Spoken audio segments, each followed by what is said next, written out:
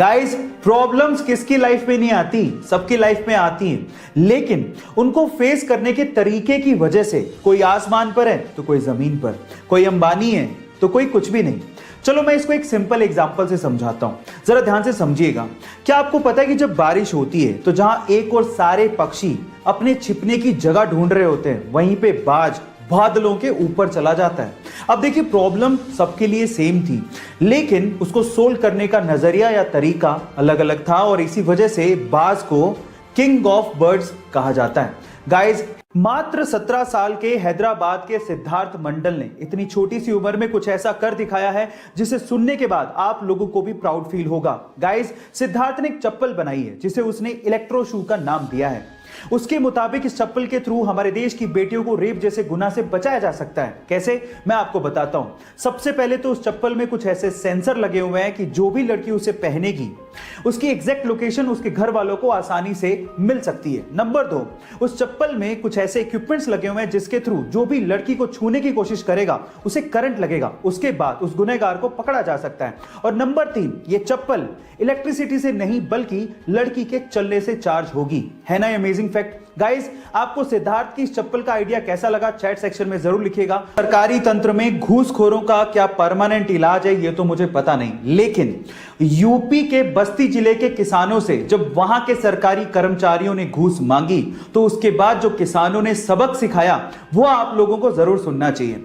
Actually वहां के सरकारी कर्मचारियों ने किसानों से घूस मांगा तो उसके बदले में किसानों ने एक बोरा लिया और उसमें 40 सांपों को भरा, और उसके बाद वही बोरा सरकारी कर्मचारियों के ऑफिस में छोड़ दिया और बाहर से ताला लगा दिया। आई थिंक इस इंसिडेंट के बाद सरकारी कर्मचारियों को अकल तो आ ही गई होगी।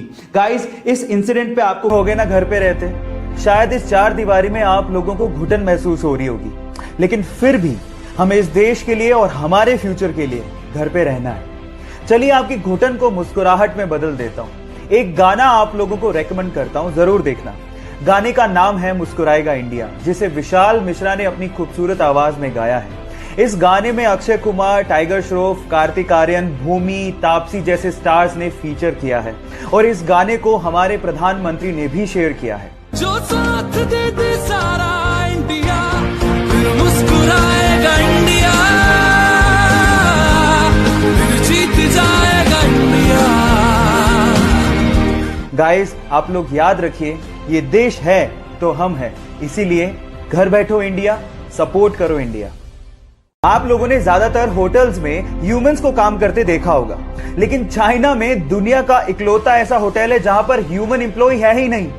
तो वहां काम कैसे होता है? वहां काम होता है रोबोट्स के द्वारा, छोटे से लेके बड़े काम तक, रिसेप्शन से लेके रसोई में खाना बनाने तक, और उसे परोसने से लेके सफाई तक का काम रोबोट करते हैं। और इन सारे रोबोट्स को एक सेंट्रल कंप्यूटर कंट्रोल करता है। वहां पर रूम को खोलने के लिए फेस लॉकिंग सिस्टम लगा हुआ है। गाइस, इस पूरे होटल को चाइना की अलीबाबा कंपनी ने बनाया और इसका नाम है फ्लाइजू।